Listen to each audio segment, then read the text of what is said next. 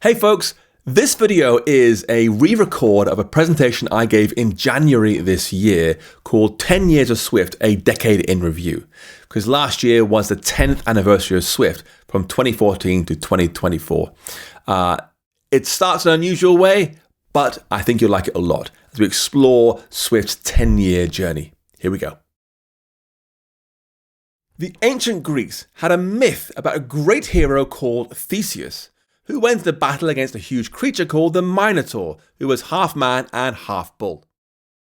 Now Theseus won the fight and sailed home on a ship, and when that ship arrived back in Greece, it was considered so important that the Greeks wanted to preserve the ship forever, to keep it safe, so that everyone could come and admire the ship that belonged to the hero Theseus. Now, over time, the wood in the ship began to decay because it was sitting in seawater all the time, and so the Greeks had carpenters carve new parts of the ship to replace the old decayed wood and got the ship back to pristine condition again. Then, over time, other parts of the ship started to rot, so they had carpenters carve even more new parts of the ship. And this happened again and again and again as the years went by, each time replacing different parts of the ship. Until eventually, those clever Greek philosophers asked an important question. Is that still the ship of Theseus? How much of that ship has to change before it's a different ship entirely? So this talk is called 10 Years of Swift, a Decade in Review, because last year was Swift's 10th anniversary, a full decade of Swift coding. I'm going to talk about the path Swift's taken over the years, as well as the path I've taken with Swift over the years. It's a very personal talk, as you'll see. Now you'll know that Apple announced Swift at WWDC 14, and it was a huge surprise to almost everyone. And they made it clear from day one, the code's going to change over time. But did anyone really understand quite how much it would change? Now if you map out all the Swift versions from Swift 1 to Swift 6, there were 22 in total. But that does not show you two important things. First, the team have churned out releases almost like clockwork, 2 a year, every year since 2014. Every year has seen big changes to the language. If you go back just 1 year before Swift 6, we'll lose type throws and complete concurrency. Go back another year, we lose if and switch expressions. We lose macros. Go back another year, we lose if, let, and guard let shorthand syntax and regular expressions. Go back another year, we lose async await and actors. Go back another year, we lose key path expressions as functions, multiple trailing closures. Go back another year, we lose implicit returns, opaque result types, property wrappers and result builders. Go back another year, we lose conditional conformances, synthesized equatable, the randomness API. Go back another year, we lose codable, multi-line strings, one-sided ranges. Go back another year, we actually gain plus plus and minus minus and C-style for loops, but we lose tuple comparison. And go back another year, we lose guard, defer, throw, set, flat map, and more. Now, I want to show you some sample code so you can see what all this change means for Swift. First, make a simple user struct here that conforms to codable. Then we'll write a little function here that accepts a URL and returns some kind of sequence. We'll check, is there a URL or not? If it isn't, we'll send back an empty set. Then we'll download data from the URL, decode an array of users, we'll extract just the user names, convert to a set to remove duplicates, and send it back. How much of that code would have worked in Swift 1? Well, without throwing functions, this code would go away. Then without key path expressions as functions, this code would go away. Without sets, this code goes away. Without if, let, and guard let shorthand syntax, this code goes away. And in fact, we wouldn't even have guard in the first place, so that's going to go away too. Without opaque result types, that goes away. Without conditional conformances, that code goes away. And without async await, that code goes away. And without codable, all this code here goes away too. So as you can see, not much is left.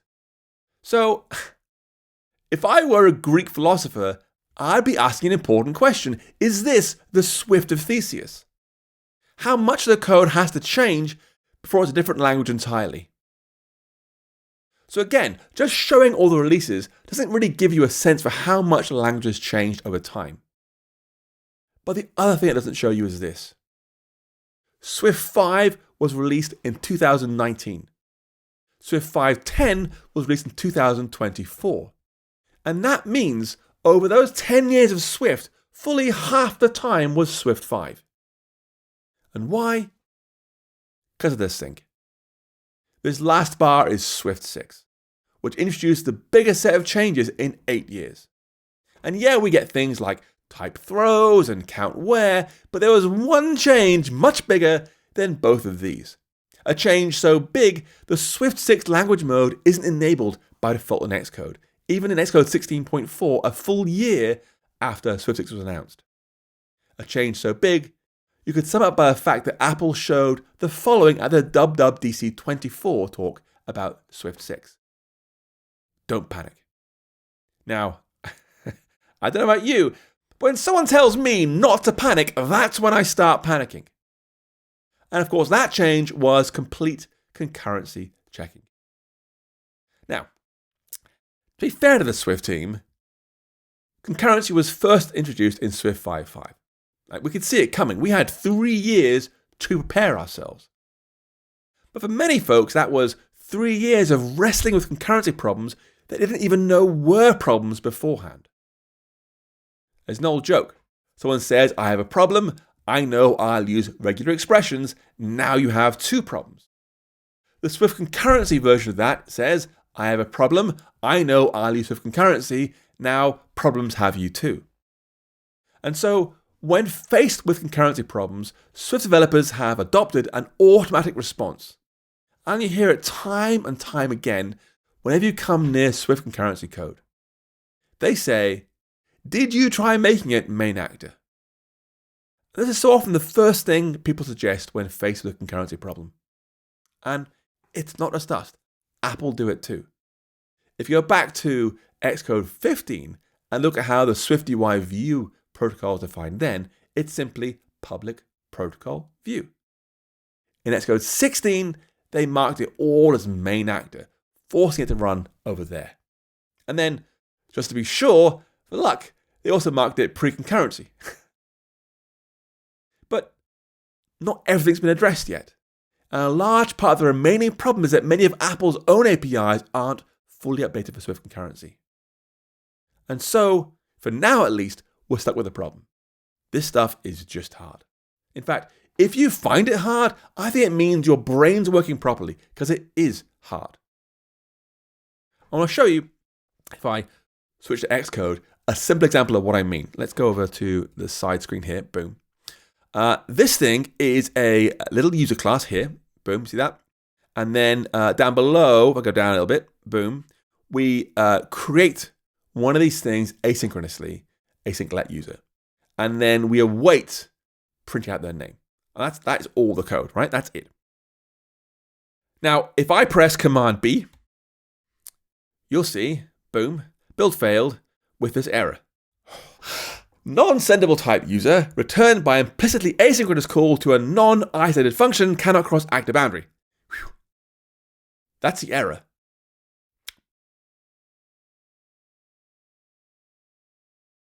If you are experienced with Swift concurrency, you'll know what's going on here and how to solve it. If you aren't, that's a whole wall of words that don't mean very much. How do you go about understanding the error? How do you go about understanding how to fix the error in the first place? It's really hard. It's really, really hard. Now, folks often ask me, Paul, you seem very, very productive. You speak at conferences, write books, software, yada, yada. How do you do it all? How do you see this kind of problem and solve it so quickly? I'm going to show you. If you look up here in my menu bar, this thing here, let me try and zoom in a little bit. There we go. This is a little macOS app I wrote called the Hacking with Swift Helper. Boom. And you see it contains the 4 most common things I need to do for my job on a day-to-day basis. First up, you can see I have summon dog. Boom, one comes. Then write a new book with AI, instant. Then some crypto coin mining for Swiftcoin. But this last one, call clone, that one there is the most important one. Because that one actually call a second Paul Hudson to solve problems for me. So, just for you, because you've made it this far in the video, you're doing very well so far, let's try calling a clone now and see if they can solve this problem for me. Let's press call clone.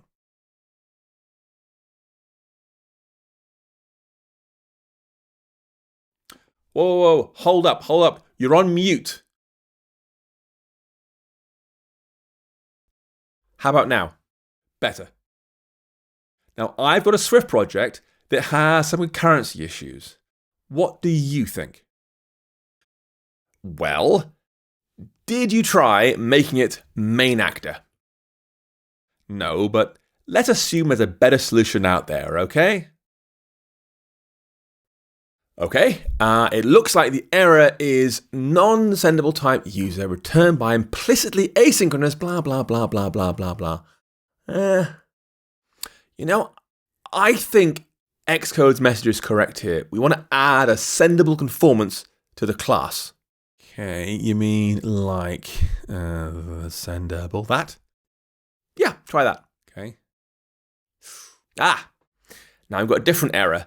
Non-final class user cannot conform to sendable, use at unchecked sendable. Well, there you go. That's our solution right there. Just mark the whole class unchecked sendable and we're done. Well, maybe. But I think you'll find that suggestion's wrong. A much better idea is to make the whole class final, like this. Boom. And now it builds correctly. And yeah, we could have made the whole thing main actor, but instead we allowed the compiler to prove that our class can be safely sent across actor boundaries. So I think it's safe to say the original Paul Hudson is still smarter than the clones. But we're not done with concurrence just yet. I know folks thinking, gosh, it's really, really hard already. How can it get even harder? What more is there to learn? But you, very suspicious, clear off. We're not done with concurrence just yet. The Swift Language Steering Group are discussing ways to make the approachability of concurrency better, making it easier to learn. I think this paragraph here is particularly interesting. We believe the right solution to these problems is to allow code to opt in to being single-threaded by default. The code would instead be implicitly isolated to main actor. And remember, this comes from the Swift Language Steering Group. I really think this could be enabled by default in Xcode 17. And honestly, I hope it happens. We'll find out literally next week as I make this video. Now, Swift itself continues to advance.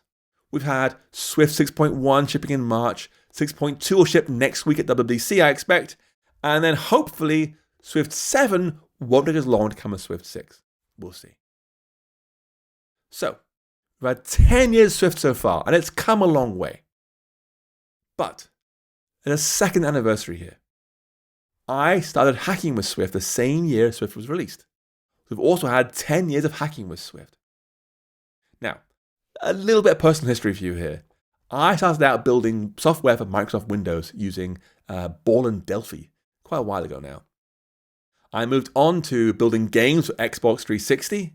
I built apps for Windows Mobile. I actually had one in my pocket, all time, so I wanted to build things for it. Of course I did. I, at the same time, released software for Linux using C++ and PHP. Basically, anything that I could get my hands on, I built software for. I also wrote some books. I wrote Ubuntu Linux Unleashed and Fedora Linux Unleashed and PHP in a nutshell. And so when the iPhone SDK first shipped in 2008, I really struggled with it. The documentation was poor, Objective-C wasn't in a great state, Xcode was so simple back then, it didn't even have interface builder built into it, it was a separate app entirely. But I just kept throwing my patience, brains, time at the frameworks and the language and the tools until I could figure it out. Until eventually I got on a train in 2009 to visit my grandmother. And the whole trip lasted maybe 4 hours. So I told myself by the time I got off the train, I'd have built my first app. And I did. I ended up building over 100 apps in my spare time, all personal apps. And spoiler alert, the vast majority sucked. The very first one was called Flashzilla, which Apple rejected because it had the word Flash in its name. I had to appeal and get through eventually. It was $1 and it sold about 1,000 copies. The second thing I made was called Brain Party. It had 39 mini games for training your brain, also $1. That sold a bit better, like about 4,000 copies. For my third app, I made Jewel Jam HD, the HD being an iPad signifier back then. I took just one of the games from Brain Party, of the 39, and made an app by itself. Same code, same graphics, just by itself. Still $1. It sold almost as many. Then I built Mancala HD, a game for iPhone originally, and then I added iPad and tvOS ultimately. And that was also $1. It sold a lot better, past 30,000 copies now. And I built my favorite app of all, I think, for me, SPQR, an app for Latin and Greek students, one of my personal interests. This I charged a lot more for. I charged $7 for that one, and that sold 50-something thousand copies, so a lot better. So I built, and I built, and I built, and I built, and I built. As soon as I had an idea, I built it, and I shipped it straight away. I used it as experience. I screwed up so much, but I learned so much faster. And these are all just personal apps. Professionally, I built apps for the likes of Fender, and UBS, and Apple. I knew UIKit like the back of my hand, as well as Core Graphics, SpriteKit, WebKit, and more. And so when WWDC 14 happened, I was ready. I had a huge amount of experience building for iOS, and I'd written books previously. So I had to put them both together. And so, 1st January 2015, I launched the very first Hacking with Swift site. This is it right here, how it looked. Went live to the world with 20 projects as books and videos. And back then, it was Xcode 6, Swift 1, and UIKit, which meant it taught things like auto layout. It even taught things like iBeacons. They were cool back then. Remember those? I released a course called the 100 Days of Swift. It taught folks how to build apps with Swift and UIKit with hundreds of pages of tutorials and 23 hours of video, free for everyone. In 2019, I followed that with the 100 Days Swift UI, again free for everyone. Even more tutorials than before, now with 30 hours of videos. I went further, making Swift in 60 seconds, releasing that free for everyone. Then Swift for complete beginners and understanding Swift, again free for everyone. I wrote Swift UI by example and released that for free. Then Swift concurrency by example, free. Then Swift editor by example, free. There are so many free articles now. I'm way past 2,000 at this point, free for everyone. And in all these things, my mission's simple: to use whatever platform I have to help as many people as I can for as long as I can. And I don't just mean people in the Swift community. I ran Hacking with Swift live 4 times with all money going to charity. I made Swift for Good, bringing 20 of my friends together to write 1 chapter each for a Swift book, again with all money going to charity. I ran several online workshops, again with all money going to charity. This particular one helped get 2 girls out of Afghanistan so they could go to school in the UK, because they weren't allowed to go to school because they were girls. They were in the UK. I started running YouTube live streams on my birthday, raising money to help folks experiencing homelessness and women and children escaping domestic abuse. And so far, to date, I have now raised over $250,000. The impact's been huge. On the way, I've been privileged enough to be invited to speak at Swift developer events around the world. My very first public presentation was at iOSCon in London back in 2017. It was 2 hours long and involved lots of live coding, and it went really wrong. I gesture a lot while I talk, and they'd put a wired microphone outside of my polo shirt, and I repeatedly hit the cable of the microphone that attached to me. So it got worse and worse as I was talking, whack, whack, whack, whack, again, right? But I decided to improve. So the next 2 years, I delivered 25 different talks at various events around the world. Again, using them as experience. At NS Spain, I gave a talk called Teaching Swift at Scale, talking about the things beginners found hardest when they were learning. For example, I listed the top 4 things they struggle with in the Swift language itself. At number 4 was strings. At numbers 2 and 3 was strings. At number 1 was optionals. And to be fair, they're one of those things that seem quite mysterious at first, but you soon realize you can't live without them. At Try Swift New York, I gave one of the very first community talks about Swift UI, called Swift UI in 25 minutes. If you look carefully, there's a small asterisk above the word 25, because I knew, even though I was going at lightning fast speeds, the talk was going way, way over. In Sweden, I gave a talk called How Not to Write Swift. Here I am wearing the hoodie of truth. When the hood was down, I'd said all the same things you'd hear in any conference talk. But when the hood was up, I'd only speak the raw, honest truth about Swift. In San Jose, I gave a talk called What Star Wars Can Teach Us About Swift. And it involved me buying a Jedi Knight costume and flying it out to California. I want to show you the introduction to that talk. Warning, there's some music here.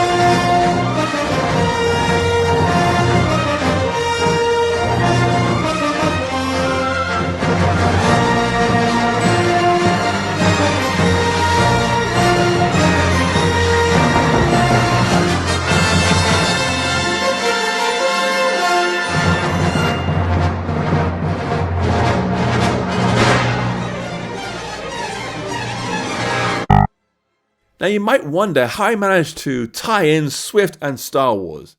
But then again, George Lucas repeatedly made big changes to the original Star Wars movies, which will sound eerily familiar to Swift developers. Along the way, I've been busy releasing software for Apple developers. Control Room for handling the iOS simulator better. Unwrap for learning Swift on your iPhone and iPad. Vortex for high-performance particle effects for Swift UI developers. Inferno for metal effects for Swift UI developers. Ignite for building whole websites in Swift. These are all open source, so you can use them, reuse them, and learn from them. Unwrap just by itself has had 250,000 App Store downloads. And somewhere in the middle of writing free books, raising money for charity, delivering talks at conferences, and releasing open source software, I've also found time for a lot of fun. Every year I do April Fool's jokes, some of which are quite small. Here's an early one here. Apple announces Swift Enterprise Edition. But they've grown increasingly complex over the years. A recent one was a copy of the game Cards Against Humanity called Swift Against Humanity. And this one proved so popular, I had a lot of people reaching out to me to buy the actual game. I had far too much fun thinking up all the cards for the game, all as a one joke, but it was good. And actually, a year after I released Hacking with Swift Plus, my April Fool's joke was particularly elaborate. I'll show it to you now. Last year, I launched Hacking with Swift Plus, a subscription service helping everyone take their skills further. Well, today, I'm pleased and proud to announce Hacking with Swift Plus Plus, an incredible upgrade that will help you build your best ever apps for iOS, macOS, and more. For just $40 a month, I'll fly anywhere in the world and fix your coding problems for you in person. I know what you're thinking, it's too good to be true, right? Well, here are some absolutely real subscribers to tell you what they think. Paul's site was instrumental in me learning Swift UI, so I've been a Hacking with Swift Plus member since day one. And when I saw Hacking with Swift Plus in that concierge service, it was a no-brainer. Take my money day one. Hacking with Swift Plus. Now, not only does it have more pluses, but Paul will come personally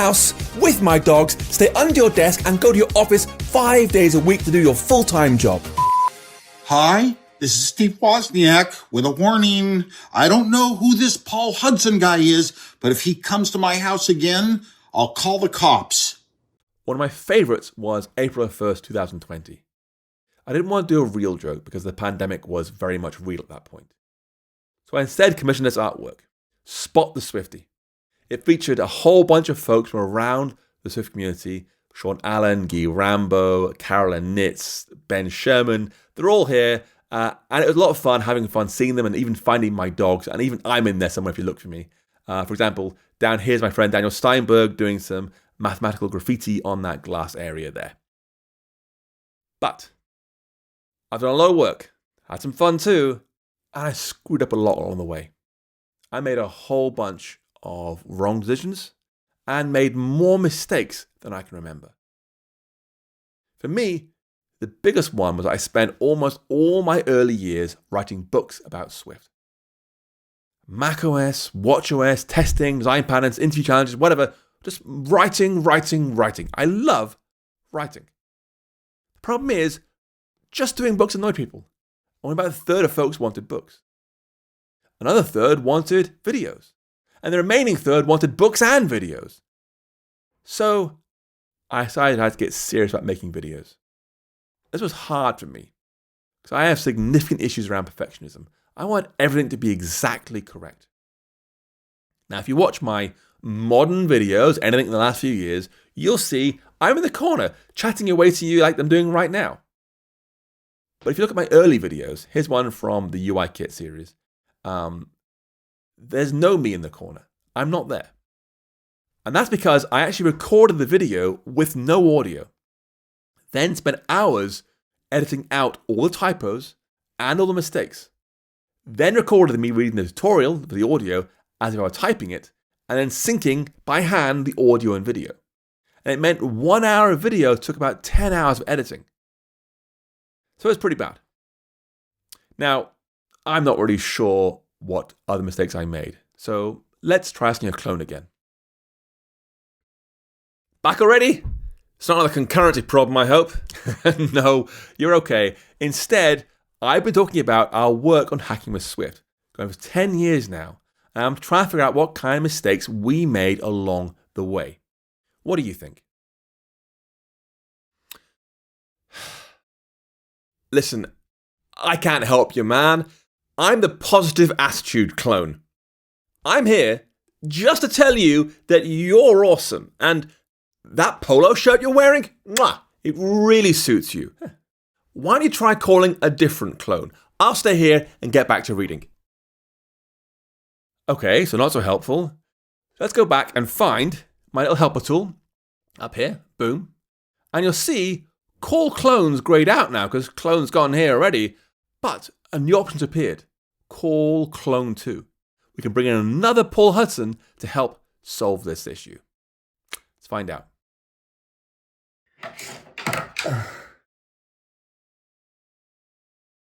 It's you. What do you want? I'm in Cupertino. I was asleep. I've got a problem and I need your help. Did you try making it main actor? No, it's not a co-problem. So what?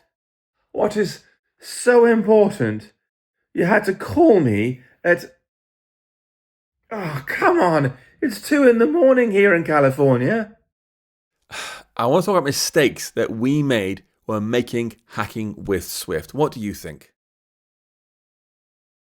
Mistakes? Yeah. Mistakes? Yeah. How about when you did that whole big intro to Swift thing before anyone got started making any apps? Yes. That's a good idea. I'll use that one. Thank you very much. Great. I'm happy for you. Can I go back to sleep now? Look, you're welcome to snooze for a while, but there's a good chance I'll get you back again soon enough. So if it's okay, I'll just push you both off to one side. How's that? Whatever. Fine, off you go. So the first projects I made went straight into building apps with UIKit. You learned Swift as you went, at the point you actually needed it. But one person on social media said they wish the course had a thorough Swift introduction first. So I added it. I've been stuck with it ever since. The first 2 weeks of the 100 days is just pure Swift, and I wish it went straight into Swift UI. I did not trust my instincts enough to stick to what I thought was best. And I've come a long way since then. I'm still wrong a lot, trust me, but at least I stick to think what I think is best, ultimately. I trust my gut. So, that's 10 years of hacking with Swift. But there's still one more anniversary out there. We've had 10 years of the Swift community. 10 years of important events, providing a place for people to meet, a place for people to share their knowledge, and a place for folks to share their excitement for building apps with Swift. Now, it's easy to come to these events and see the talks and clap at the talks whenever you want to, and you meet friends who are old and new, but it takes a huge amount of effort and stress to make it happen. Who will find the right speakers? Who can find a good venue? Who'll take photos for us? Who'll do videos for us? Who'll make goodie bags? Who'll do the marketing? Do you want food? Can we find some sponsors? Who can build a website? Will there be a party? And there are even bigger questions than all those. Are attendees happy and safe at the event? Will they learn enough to want to come back next year? Can we afford to offer scholarships? And ultimately, will the event make enough money to break even? And these are just some of the things these organizers have to think about. All these things only exist because they make it exist. And we should be so grateful to them. Even if you only think about the folks who are on the stage doing talks and similar, it takes so many people to make events happen. Each person here spends a long time researching a topic, preparing their code, making presentations, and then, of course, delivering them on stage, which is hard to do. And if you didn't already know, no one gets paid for this. We're all doing it because we're keen to share our learnings and give back to the community that gave us so much. So, we've had 3 10-year celebrations all at once. And now, to finish up, I want to think about what comes next. Where will Hacking with Swift be in 10 years? What will I be doing? On the exact day of the 10th anniversary, Donnie Wiles messaged me saying, "Congrats on 10 years, Paul. Here's to another 10. And I thought, well, that's great, thank you. But do I see myself doing this for 10 more years? I don't know. Honestly, I have no idea where I'll be. But here's what I hope. I hope I can still be doing as much free content as possible. I hope I'll still be doing as much open source software work as possible. I hope I still have as much continued focus on charity work. And I also hope I'll have some more fun with April Fool's jokes. Now, if I can get 2, or maybe even 3 of those 4, I'll be very happy indeed. How about Swift? What would Swift look like in 10 years? Now, one thing I can say for sure is we're going to see some more macros. New frameworks like TipKit, Swift Testing, and Swift Data all lean heavily on macros, and it's just going to increase. Honestly, if macros had been around in 2019, I don't think property wrappers would have been made in the first place. It'd have been macros instead. After that, I don't know.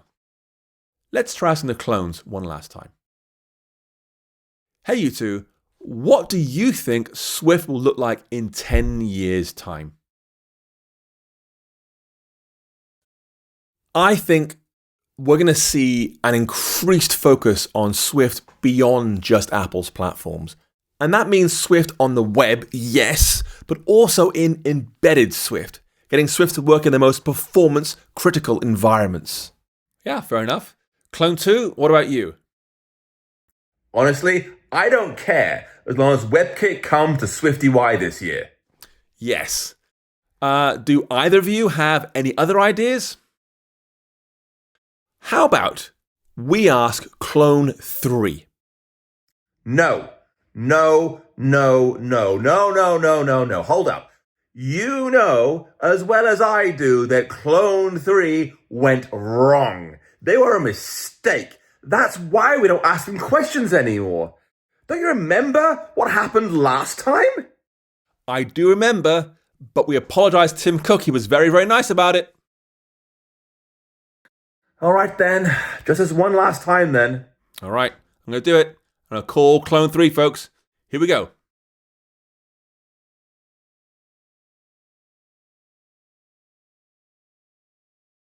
Whoa. You're on mute. Unmute yourself. Oh, come on. Enough with the main actor stuff. I'm calling to ask you what you think Swift might look like 10 years from now. Give me a real answer, please. What do you think?